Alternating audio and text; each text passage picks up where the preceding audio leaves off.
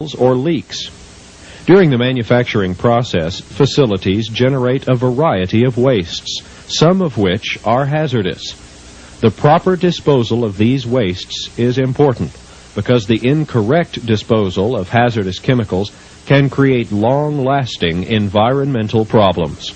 Improper disposal can lead to possible groundwater or soil contamination, fire, or other catastrophe. We can't just wash spilled chemicals down the drain or mop them up and throw the residue in the trash. Each chemical has specific procedures that must be carefully followed. Even small spills can become big problems if not handled quickly and properly.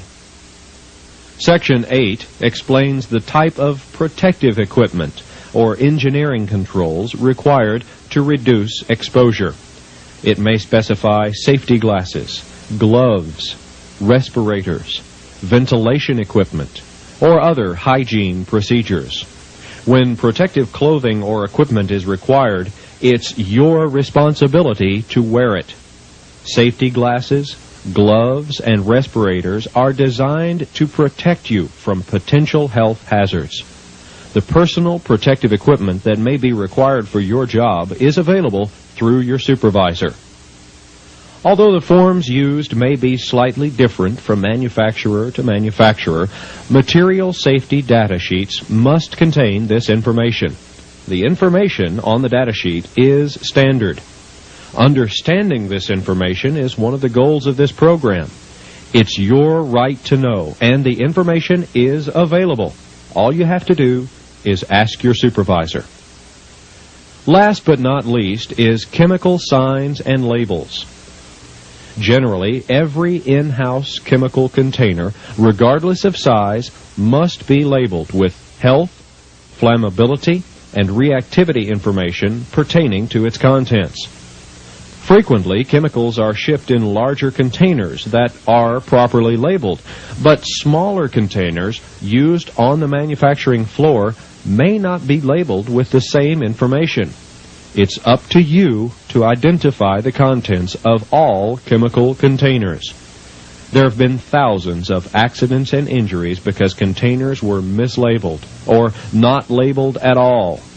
You may think that safety solvent is in that container, but actually it may contain alcohol or acetone or another chemical. Don't use containers that aren't properly identified.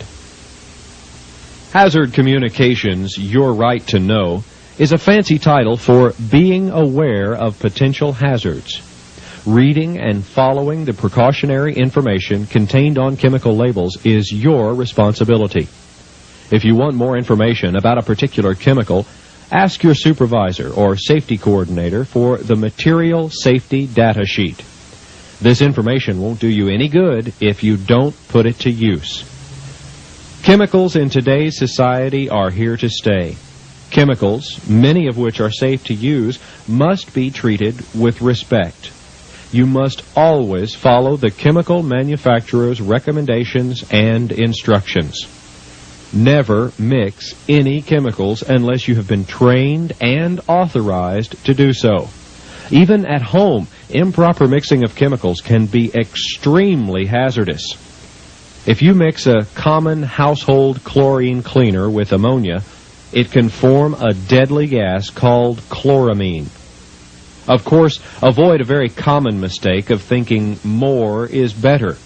You've all done it, like adding just a bit more of the cleaner or liquid so it will do a better job. If the label specifies 1 tablespoon, don't think 2 or 3 tablespoons will work 2 or 3 times better. Follow the directions. Well, that's about it for now, but it's really up to you to work and act safely. Safety is your responsibility, and all the rules, regulations, policies, labels, or material safety data sheets won't do any good if you don't take the responsibility to perform every job safely. It will reduce accidents and injuries. Safety is part of that responsibility. Take time for safety, because it really does make a difference. Thank you.